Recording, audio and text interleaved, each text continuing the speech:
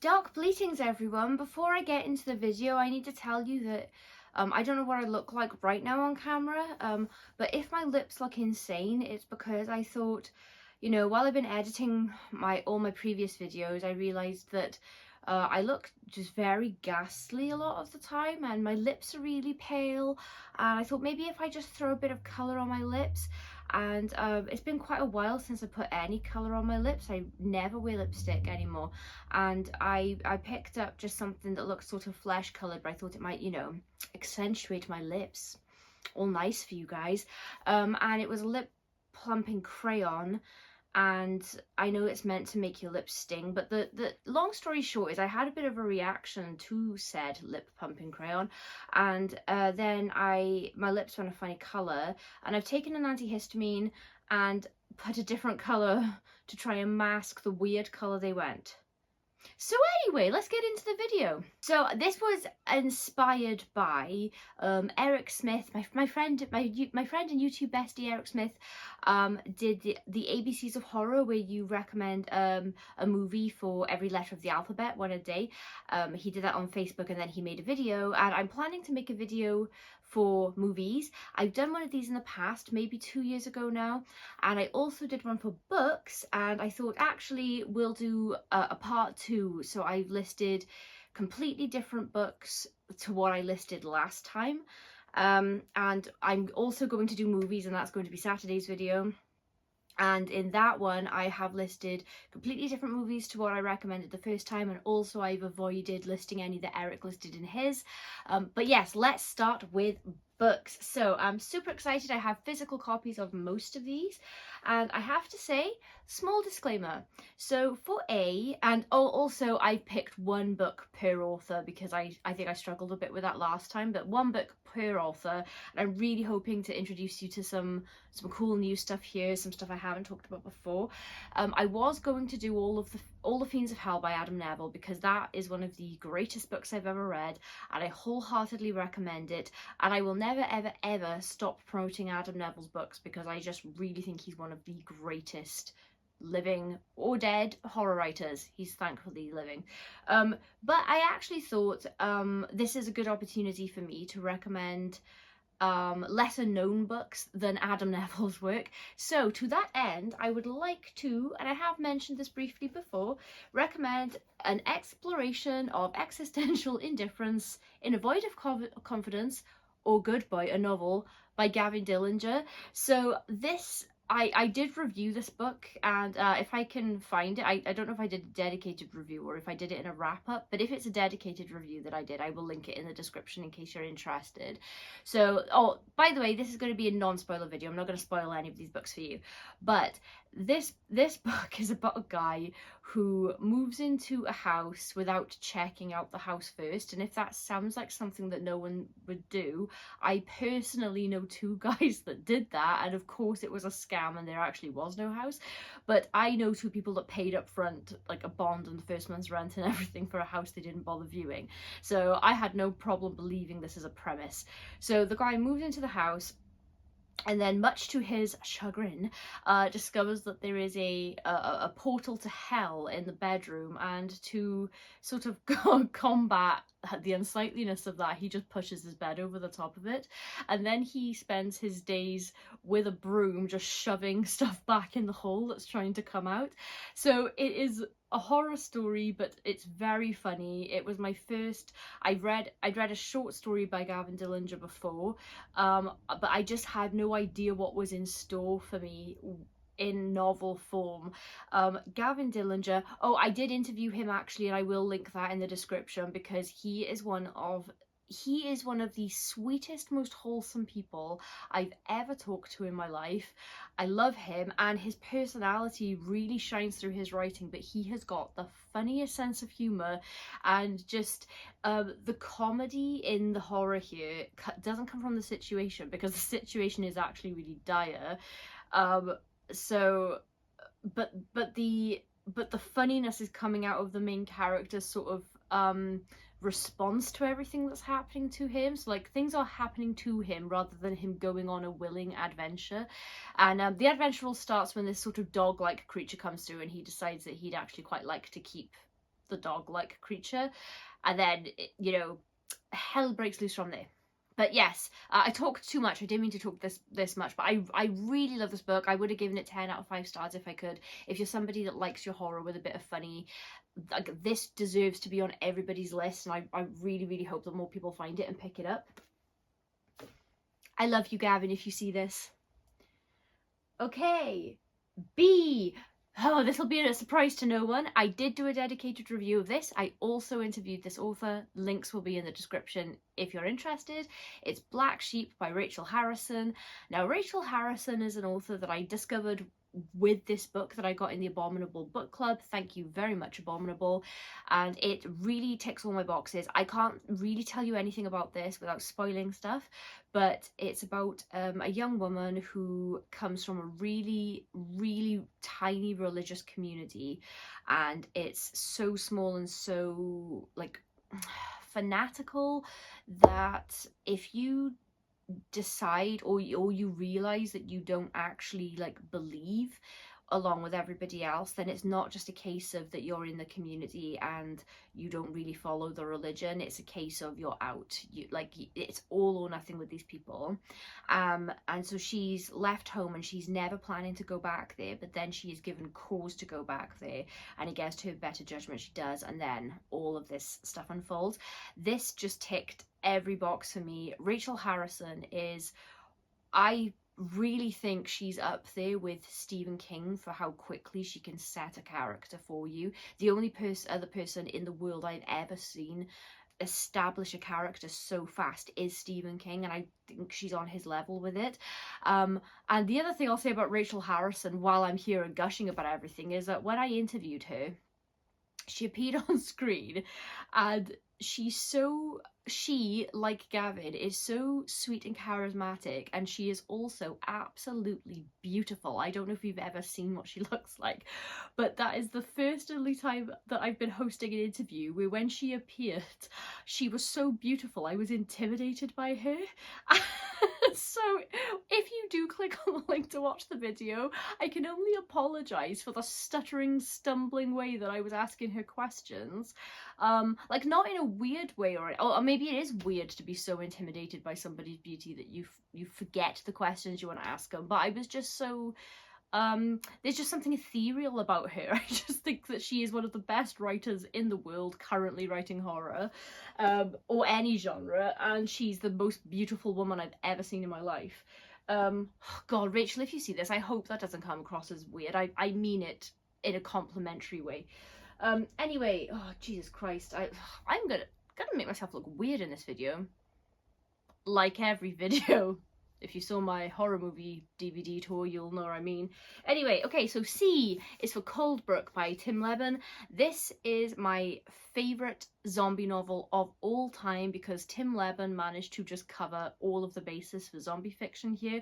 So this is about an outbreak, and the beginning of it very much reminded me of the opening scenes from The Stand in the book, where you know, the alarm goes off in the facility and then the security guard tries to get out real fast, and then, you know, the entire world gets hit with this super plague. But Coldbrook, there is a sort of research facility, and they're, you know, messing around with stuff down there, but they're messing around not just with, you know, bacteria and things, but there is a portal, or like there's a room where they can see through to sort of like a parallel Earth, and it's kind of, if you just imagine it like a room that's like a lab on one half and then a different world on the other half, and they can, you know, things can cross back and forth, but they've sort of like set up a really secure perimeter to make sure that should something come through, there are safety measures, there are weapons that would take down anything moving that approaches the sort of breach. And they know that this parallel Earth has been hit with a zombie apocalypse, but they discover that in a terrible way. And the reason that I love this book so much is because we not only have George Romero style zombies, but we have sprinting, running, rage style zombies as well. So yeah, Coldbrook, if you like zombies or if you like apocalyptic fiction, Tim Levin has absolutely nailed it. Okay, D. is for Dear Laura by Gemma and Moore. So I love Gemma's work. I've collected most of her books now. This is the first thing I read by her. It's a little svelte novella, and it's about a girl who, when she is a kid, her best friend gets sort of taken, like just gets into a van, they drive off, and this boy is never seen again. And so she spends her life wondering what happened to him, but also she kind of knows what happened to him because every year on her birthday, this sicko sends her a letter and asks her to give things to him, and is like a quid pro quo kind of thing going on, and he's promising to tell her what happened to her friend if she just complies, and and she kind of grows up with this secret. It's a really, really hard read. Gemma Moore's style of horror leans more into like psychological, but she is not afraid to go there with like really horrible subject matter, but it's not extreme horror in the sense of something that Judith Sonnet would write, for example, typically what Judith Sonnet would write. So I really recommend this if you're in the mood for sort of a shorter read, but this is almost my limit for psychologically the kind of stuff that freaks me out, and I'm sure that it's very tame compared to your tolerances, but it's such a good story. Oh, I'm so happy to recommend this. This is Elemental Forces, edited by Mark Morris. So this is an anthology, and it's just full of really, really wonderful writers. We've got, I won't read them all. Oh no, I will read them all, and I'm going to mispronounce surnames. I'm so sorry. But we've got stories by Poppy C. Bright, Andy Davidson, Aaron Dries, Paul Finch, Christina Hendry, Laurel Hightower, Verity Holloway, Jim Horlock, Gwendolyn Keist, Annie Knox, Sarah Langan, Tim Leben, Will McLean, Tim Major, Luigi Mussolino, Kurt Newton, Nicholas Royal, David J. Shaw, Paul Tremblay, and P.C. Verome. And this contains my favourite story from last year, which is Sarah Langan's I Miss You Too Much. It's a really, really strong anthology. It was one of the top 2 anthologies that I read last year. The other one was Bound in Blood. I interviewed Mark Morris, by the way, so I will also put a link to that in the description if you're interested. He's a very interesting person and a very talented editor and novelist in his own right. Okay, F. I'm delighted. This is a short story collection, a little micro collection. It's Fearsome Creatures by Elia Whiteley. I really hope I said your name right.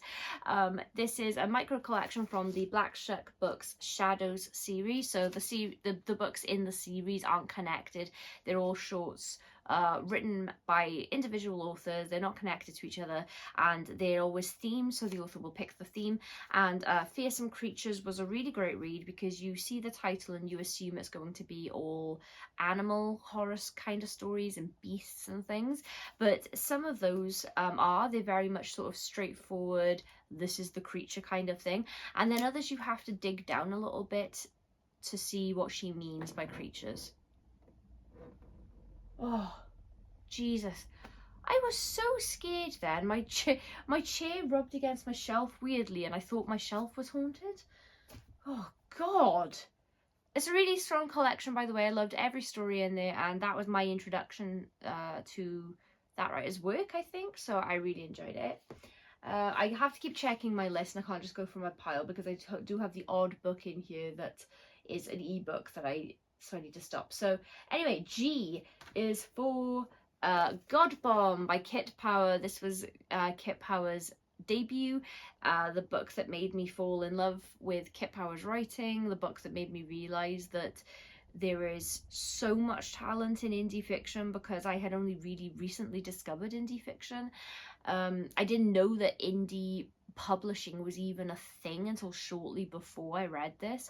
And you know, if you've watched any of my content or you've visited my site or seen my reviews or anything, you'll know that Kit Power is one of my favorite authors. I think that he is really up there when it comes to character as well. He's particularly strong in first person. He's particularly strong when he's hopping around narratively, as in like jumping from person to person and their perspectives. God Bomb is about a guy that walks into a church and he's sort of strapped up with a bomb, and he says that if God himself doesn't come to talk to him, he's going to blow the church up with everybody in it. Maybe a divisive kind of topic, but I think perfect horror story fodder, and it's very full of grey characters. You don't really know how to feel about anything morally, so that's a really great story. H, How I Learned the Truth About Krampus by Tom Johnstone. So this is a teeny tiny little story, but it's very vicious, perfect for seasonal reading for Christmas, and it's about a guy who's giving us a first person account of the disappearance of his small child, and he claims that Krampus did it, but there's a lot in the text that suggests that maybe it wasn't Krampus, or maybe it was Krampus, and at the end of it all I still don't know. But I really thought that it was really masterful storytelling of a cats are going wild, sorry if you heard that. Masterful storytelling in a way that you don't know if the narrators are reliable or unreliable, and I love those kinds of stories where like I don't know. I have my ideas about what I think actually happened, but everything is really set up so well either way that it's a really fun read to try and like work through yourself. I Am Legend by Richard Matheson. This is one of my favourite books of all time. I really hate the film, so we're not going to talk about that. But I really recommend this. If you're somebody that enjoys apocalyptic fiction, this is one of those books that the entire genre really owes a lot to. It was really ahead of its time. It was written decades ago now, and it's about Robert Neville, who is the last human alive in a world where a mutated virus strain has turned everybody else into vampires. Not weird CGI zombies, but vampires with personalities and agency and everything.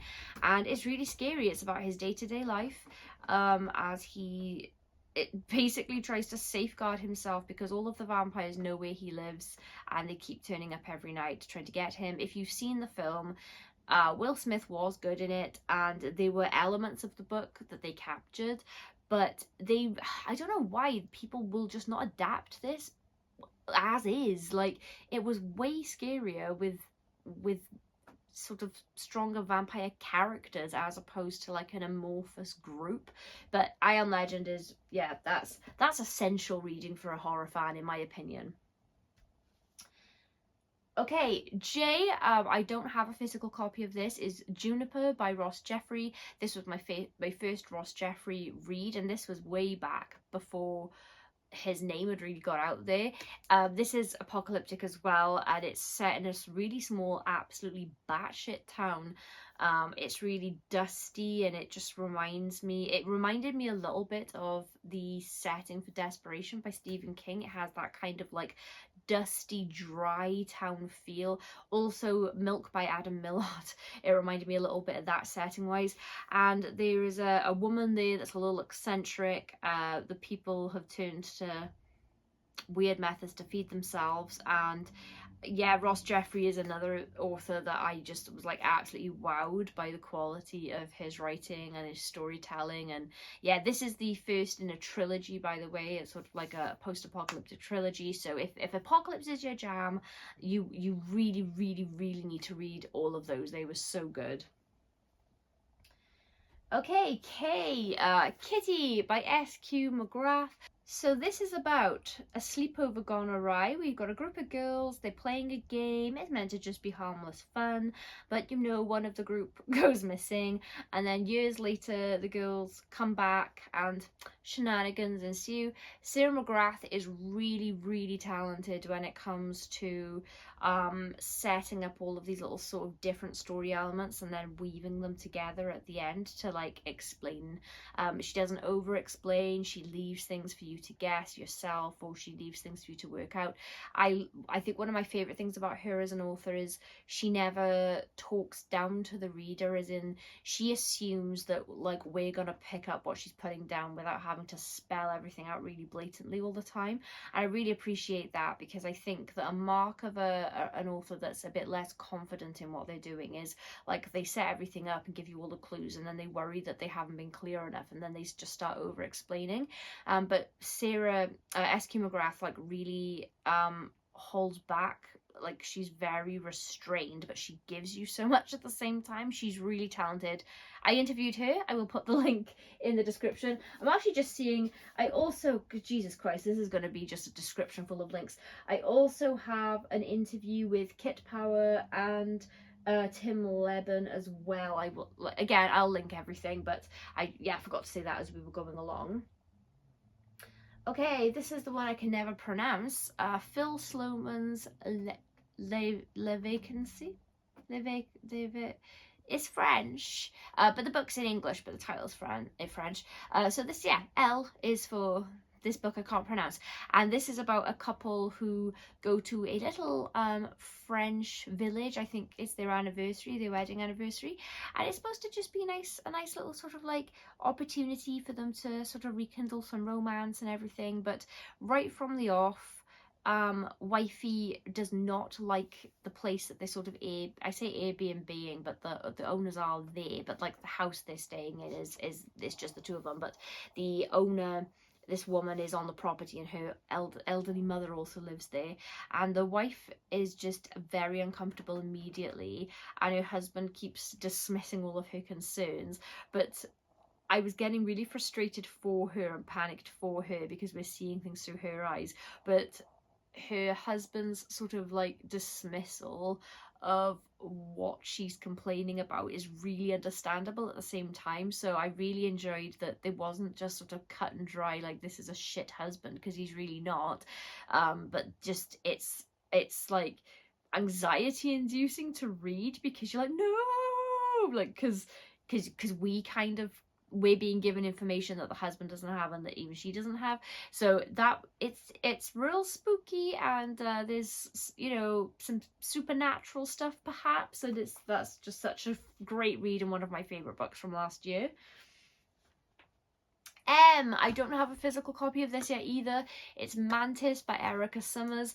I loved this book. This was another sort of comedic apocalyptic horror about a woman who in the beginning of the book, a demon appears in her apartment, and she's just kind of like and she just slays it, and clearly she's seen demons before, and the arrival of this particular demon seems to be heralding in a new wave of something. And it turns out that she had a gang, a sort of demon slaying gang before, so she reassembles the gang, most of which are strippers, and they go on this road trip to try to stop the apocalypse, and it's just the most fun. I just had so much fun with this book. Mantis as a character is one of the greatest characters I've ever read. Book is just so full of personality and just really great character dynamics, and then really high stakes and sort of like great horror elements as well. It doesn't shy away from like violent horror and things, but if you like supernatural stories, particularly if you like things about sort of a biblical apocalypse, this is a book that you might really enjoy. N is for Nana by Mark Towse. So this was my first Mark Towse read. It is a novella. This is a supernatural story of a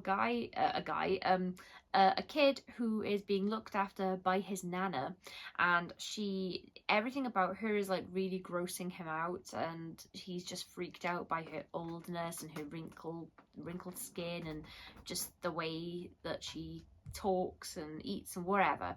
And you feel like he's a little dickhead initially. Well, I did anyway, because I just thought he was being so kids are freaked out by stuff, but he seems mean-spirited in his assessments. And then she takes him to the bingo with her, and this is no ordinary bingo. This is just a great time. Like, Mark Towse is a really talented writer. He's funny as well, but his sort of horror comedy stuff leans a lot more into the horror, but just with humor, if that makes sense. Like, it's more like Mantis is more funny with horror, but this is more like horror with funny, if that makes sense. Totally recommend it. Okay, next for O, we've got The October Boys by Adam Millard. If you like Stephen King's It, you might like this.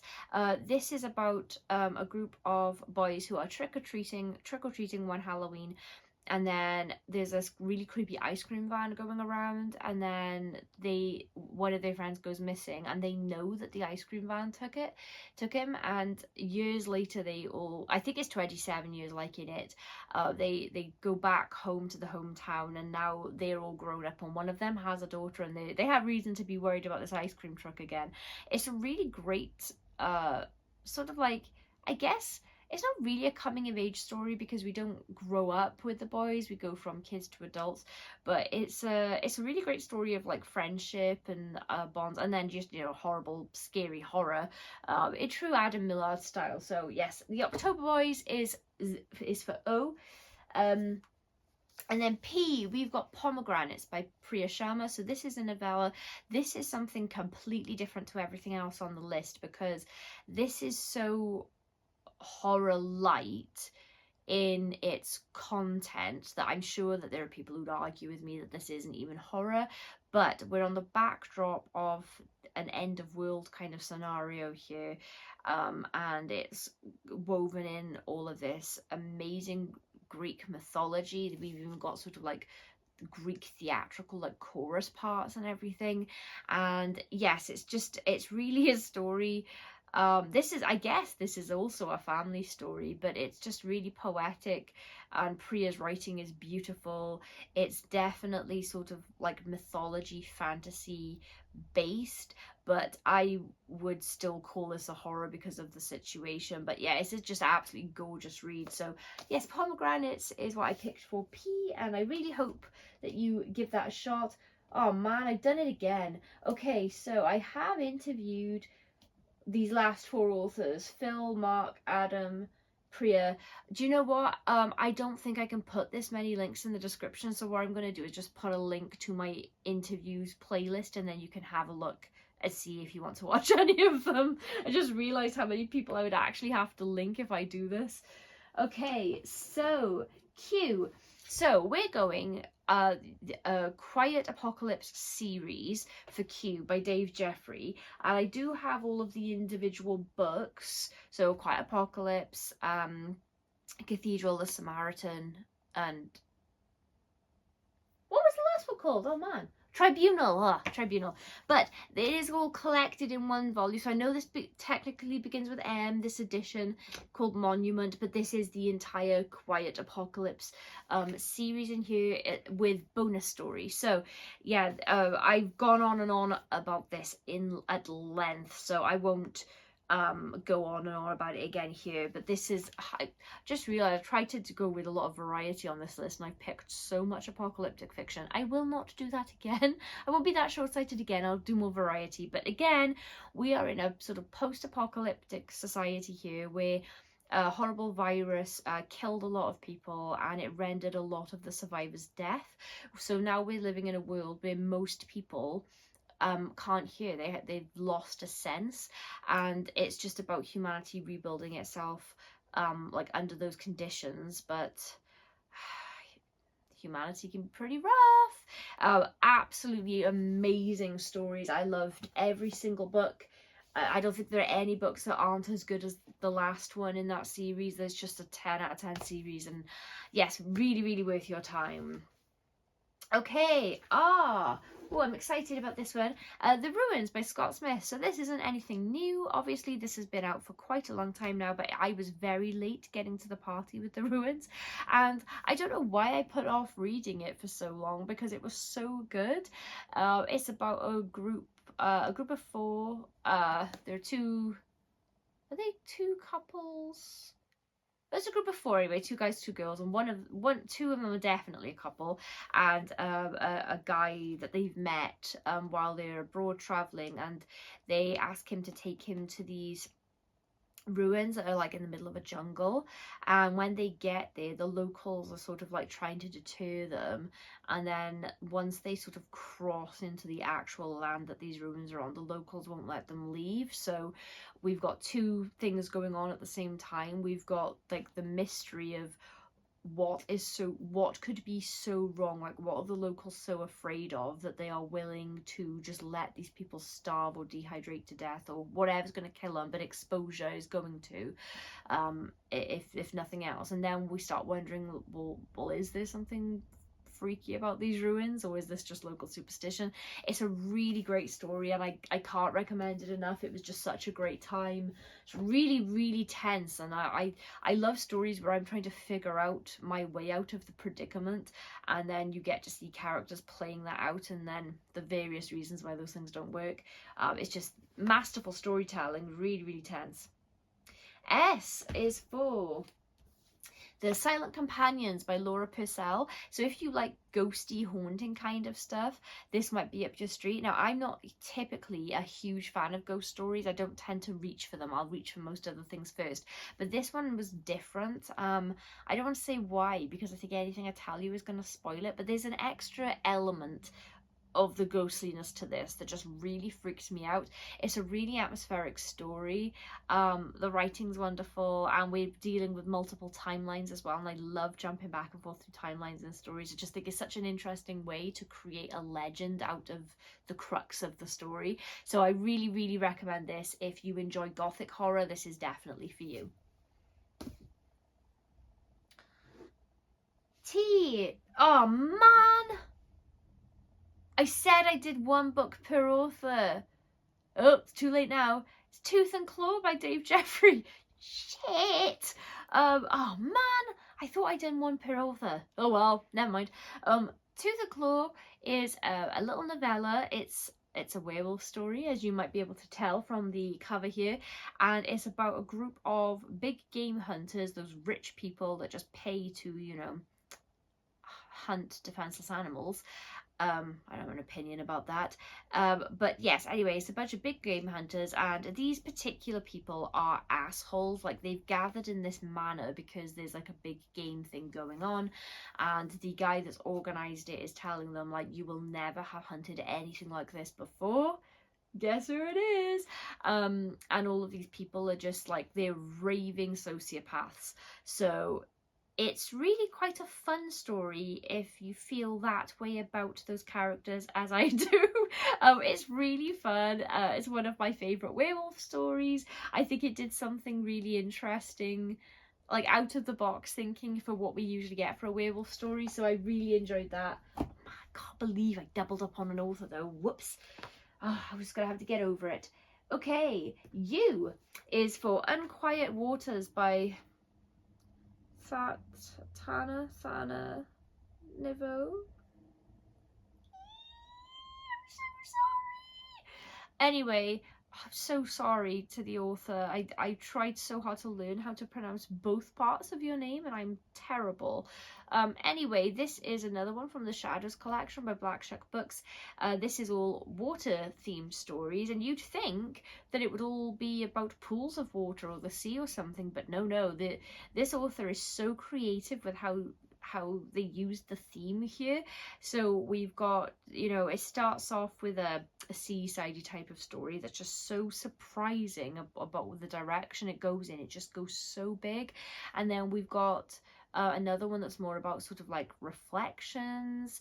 It's just, I was so impressed by this. This has got to be in my top 3 of the Shadows books that I've read so far, and there's like 40 odd of them now. I think somewhere around that number is how many they've done. So, and I've read at least half of them, I think. So yeah, this is in my top 3, and I really recommend that if you're in the, you know, if you like water-based kind of horror stories. That is superb. V is for, I think I'm going to say this right, Verushka by Jan Stinchcombe. So this one, I'm not saying that this is vampires, and I'm really not like, oh, I'm not saying it's vampires, but it's vampires. I'm not saying it's vampires.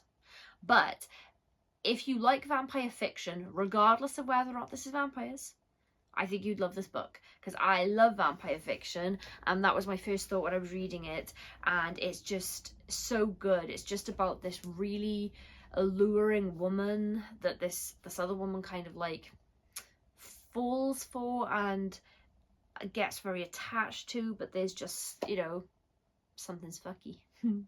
And yes, I was enthralled with it. Sorry I don't have a copy to show you, and it's been a while since I read it, which is why I'm being a little bit vague on the particulars now, but I just thought that this was, again, we're playing with time a little bit here. We're jumping around a little, well, not jumping around, but we get some like insight into the past and stuff here, and I just thought it was really superb and just really great, sort of like dread inducing creepy horror, and I think that the author is fantastic. I really thought that I had a copy of this, a physical copy, but maybe I lent it to someone, and if you have it, give it back. But anyway, it's Waterloo by Taika Smits. Taika Marija Smits. I'm so sorry, Taika. Anyway, yes, Waterloo. So this is, again, I didn't mean to put so many Shadows collections on here, but they're really good, honestly. This is water themed stories again, but completely different to the ones in Unquiet Waters. Like, you would not believe how different. And it's not just that the stories are like all different styles of horror that somehow are not anywhere near the style of horror from Unquiet Waters, and they're all different to each other, but like tonally it's a completely different type of horror, like as a whole as well. So Taika's style is quite it's on the quiet front in terms of like, you won't see loads of like bloodshed and violence in Taika's stories, but you will see everything is pinned with this underlying like human psychological aspect, and she's just so good. So yes, Waterloo, I really recommend that as well. I'm sorry, I couldn't think of anything for X. I did have something on my list last year. Unbelievably, for a story beginning with X, I don't remember what it's called. But I'll link my past video in the right, as well as my interviews playlist. I will also link my first video of this style, so that if you want, you know, 2 videos like this, it'll be there, and that's where you'll find the X book. But I just don't remember what it is now. Okay, we're on to the last 2. Y is for The Yellow Wallpaper by Charlotte Perkins Gilman. I talked about this in a recent video, so I'm not going to talk about it too much, but it's about a woman who is diagnosed with hysteria, and the treatment is to be locked up in a room with no stimulation whatsoever, so that she doesn't get excited and hysterical, and then being in the room starts to have a funny effect. It's very chilling. It's based on the sort of real life experiences of the author and many women of the time. We're set several decades back now, but not far enough back that this isn't still terrifying, especially with current things around the world. But anyway, yes, it's a really short story. You could get through this in one sitting probably, if you have a nice cup of tea or coffee or something, and I totally recommend it. I feel like that's sort of important reading if you're interested in human history at all. And then finally, for Z, we've got Zombies. I bought this years ago, and I don't think I still have finished everything in it. But basically, this is just a giant anthology of zombie stories of varying lengths.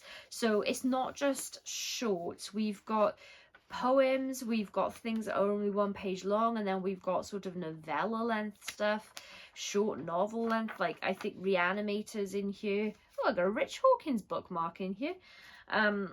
I'm just going to turn to the contents for you. So it's edited by Otto Penzler, and it was from Vintage Crime or Black Lizard Books. For, I think that's an imprint of Random, yeah, division of Random House. So this is like a pretty big publication. So we've got Lisa Tuttle, Karen Haber, Michael Marshall Smith. There's loads of recognizable names in here: Graham Masterton, H.P. Lovecraft, Robert Bloch, Sheridan Le Fanu, whose name I always mispronounce as well, Mort Castle, and there's just loads and loads of stories in here, all different types of zombie stories. But yes, this is generally dealing with our undead variety, and if you're a zombie fan and you don't have this, I would say that you have to get this for your collection, because it just is so jam-packed with zombie goodness. I picked this up in Forbidden Planet. I remember buying it because I spent so much of my late teens and early adult life like quite poor, like living payday to payday. I had no spare money for anything. I was in the back of my overdraft for the, you know, not because of being irresponsible, but just because Wait, was it because I was irresponsible? I better now. Anyway, but I just remember buying this because it was the first time that I got paid, and I thought, oh, I can treat myself to something. So I went to Forbidden Planet because I'd never been there before, and it was all the rage and everyone was talking about it at the time. And I was really excited to go to Cardiff on the bus because we didn't even have a train that took us there at the time. And I just went to Forbidden Planet to browse books, and I thought, oh, I'll get something. And yeah, I got this. And so this is like one of the first things that I ever bought with my money, where I didn't feel panicked that I was spending some money. So yes, it's a treasure for sentimental reasons as well. Okay, so that was my ABCs of horror books, and in fact, I don't know if this already exists as a tag, but I would like to turn this into a book tag. So yeah, I'm gonna tag some people, and we'll maybe do this into the ABC books of horror or something. That's what we'll call it, the ABC books of horror. And if this already exists, I'm so sorry if I'm just ripping off somebody else's tag, but I would like to tag my YouTube bestie Erik Smith. Even though you've already done the film version, I'd love it if you did a book version. Criminally, of course, Cliff's Dark Gems, and Literary Love. I would love, yeah, I would like, I guess it doesn't have to be horror, but just sort of ABC of books that you'd recommend. I'd love to see. If I haven't tagged you, please just consider this an open invitation to join in on the tag, because I'd love to see what everybody else's opinions are. I hope that this video has been fun for you. I will be back on Saturday rather, with the movie version of this. Thank you, Erik Smith, for reigniting my passion for making lists. Tomorrow we've got another Silent Hill 2 Let's Play with myself and my brother Mikey, and then on Sunday we have, oh, I'm so excited, our 50th author interview is on Sunday, and I cannot believe I started doing author interviews less than 2 years ago, and I just can't believe how many authors have been so willing and gracious to give me their time. And if you are one of those authors and you're watching this, thank you so much for obliging me, because I'm not just you know, a reader, an avid an avid fangirl. If I've asked you onto the channel, it's because I'm an avid fan of what you do. And it's not just authors, actually. We branched out into creators. We've had Richard Dansky, who is mostly known for video games. My friend Danny Hunt, who is a world-class illusionist. You know, Chris Reese and Fraser Lee, who Chris Reese made the Damnation game, the board game, and Fraser wrote the book based on it. So yeah, I'm trying to mix it up a bit more with more types of creators, but basically people I'm a massive fan of, and it's so inspiring to me and reassuring to me in my moments of doubt, where I just wonder if there's any point in trying to do any of this stuff, to get to speak to my heroes and people who are currently doing it, and for everyone to be so nice and you know, informative and entertaining with their anecdotes, and just really feel the love of writing and books comes from all these people. So yeah, thank you so much to everyone who's participated so far. If you're an author watching this that I have not yet poached for a review, just rest assured that you're most likely on my list if I've read you. And if I've talked about your books here, you could probably expect an email in the coming, you know, the coming year. But yes, it's the 50th author interview, and I've got a special return guest I'm really excited about. So I will leave it there for this video, and I'll see you tomorrow as I scream my way through Silent Hill 2. Bleed!